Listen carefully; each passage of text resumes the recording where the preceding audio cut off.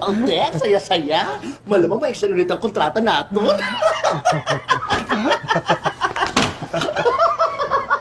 Sulit naman yun, friend.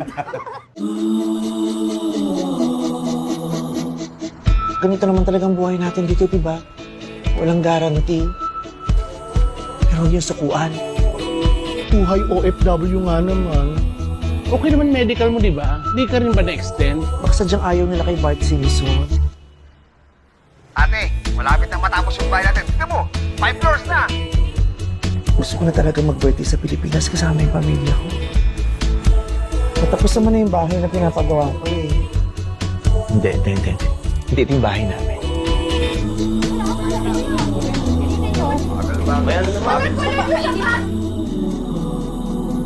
Alam mo nangyari dun sa bahay na pinapagawa ko?